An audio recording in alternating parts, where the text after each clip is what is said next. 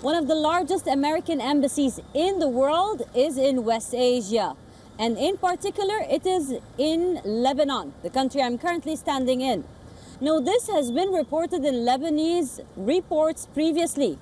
But when a British former diplomat, Craig Murray, reported about this, it took another kind of attention. We sat down with Mr. Murray. Listen in.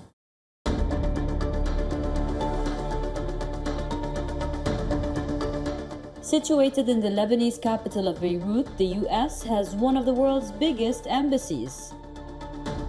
Spread on 43 acres of mountainous terrain, it overlooks the Mediterranean Sea. The multi-storied building is 50 times the average size of any embassy, adding to the mystery surrounding this compound over the years. WION spoke to a former British diplomat to Uzbekistan, Craig Murray, about the massive project of the US in Beirut. This building, this series of buildings, is being built for 5,000 people. And there's nothing in the functions of an embassy which requires that number of people or that extensive a series of buildings. And Lebanon is a tiny country. It's the size of Connecticut or Yorkshire. It has a population of 5 million or a little more. And this is the second biggest embassy in the world. Why are you building the second biggest embassy in the world as the embassy to a tiny country? The whole official story makes no sense whatsoever. US first announced the mega project in 2015. It began working on the embassy in 2017. US says the structure is created in such a way, leaving scope for further expansion. But does the expansion have only a diplomatic purpose? Craig Murray says the compound looks similar to a crusader and that it projects the imperialism of the West.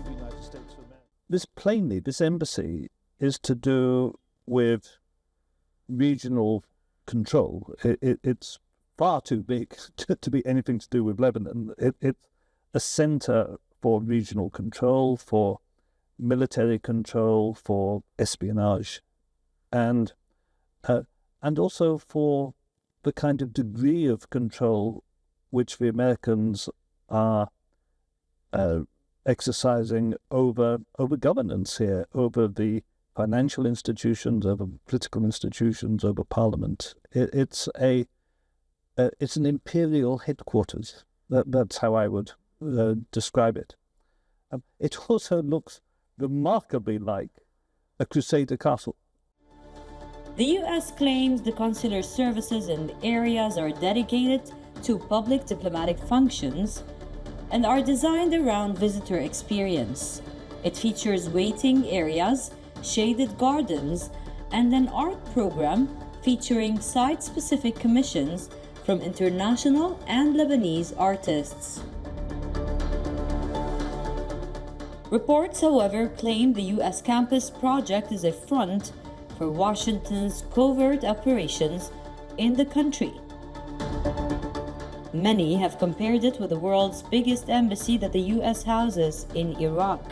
The former British ambassador says the $1 billion fortress has underground networks and prisoners. He also claims it houses CIA headquarters. I think this one is much more CIA headquarters than a military headquarters. I think that's the essential difference. Also, though, the American embassy in Baghdad doesn't have much which is underground. Its topography is such, but it is what you see. It's the buildings on the surface. Whereas this one in Beirut is much larger than it looks, because a great deal of it is actually inside the hill, but you can't see. If you look carefully, you'll see an awful lot of double doors and opening essentially into the hillside. Lebanon has frequently faced Israeli fire. Beirut and its suburbs were one of the most targeted areas in Lebanon.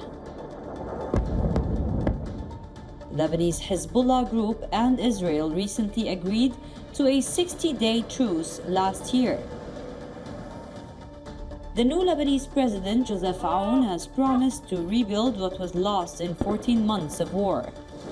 For a country in such a vulnerable state, Washington's compound and the mystery shrouding it is a red flag in Beirut.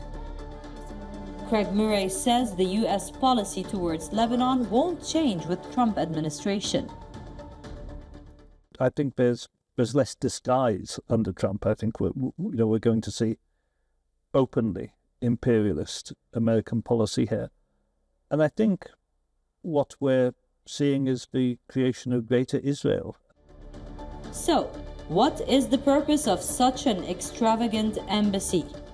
Craig Murray suggests it will merely facilitate a shadow Lebanese government. He claims to have worked in numerous embassies around the world, and he is certain this building is not just an embassy.